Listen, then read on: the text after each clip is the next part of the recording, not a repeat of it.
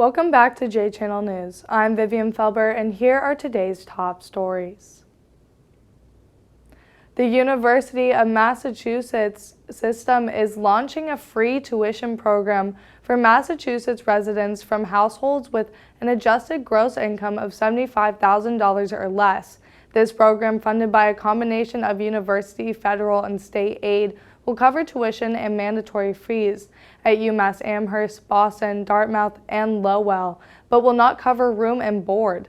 UMass Boston will implement its Beacon Pledge starting in fall 2025 to support up to 3,000 students by eliminating tuition and fees. Overall, this initiative marks a 73% increase in financial aid within the UMass system since 2025.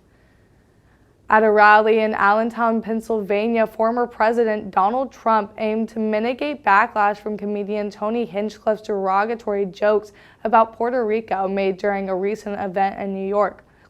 Although Trump did not address the remarks directly, he reiterated his commitment to Latino voters and highlighted support from Puerto Rico's Republican shadow senator. Local speakers praised Puerto Rico's heritage, but the controversy sparked widespread criticism from politicians and the public, with many expressing anger over both the jokes and Trump's past response to Hurricane Maria. Protests outside the rally reflected this discontent, and Trump later distanced himself from Hinchcliffe, claiming he did not know him and did not support negative humor.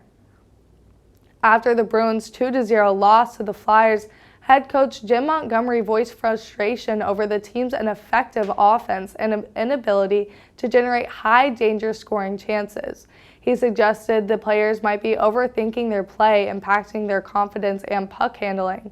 The Bruins' power play has declined significantly, ranking 26th in the NHL with a 14.3% conversion rate, and they managed only 2 shots on goal during the 4 power play opportunities in the recent game.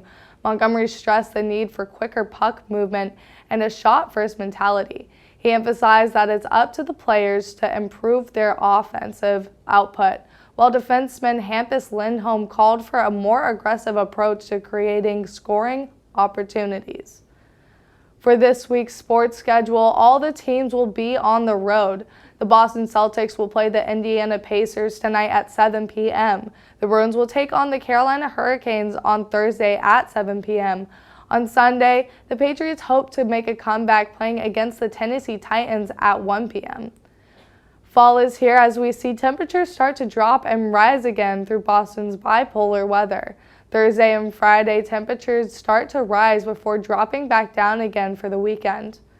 Today is a high of 67 and a low of 56. Thursday has a high of 79 and a low of 63. Friday will have a high of 78 and a low of 45. Saturday we see a drop with a high of 54 and a low of 35. And Sunday has a high of 53 with a low of 38.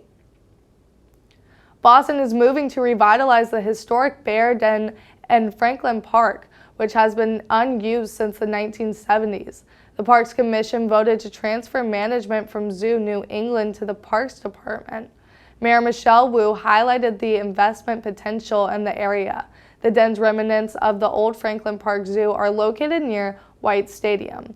Community leaders are enthusiastic about improvements that honor the site's history. The city plans to follow the Franklin Park Action Plan for community-driven enhancements, including potential activities like yoga classes and splash pads.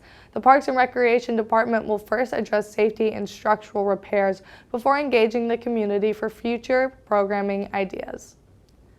That's all for now. Thank you for tuning in to J Channel. I'm Vivian Felber, and have a good night.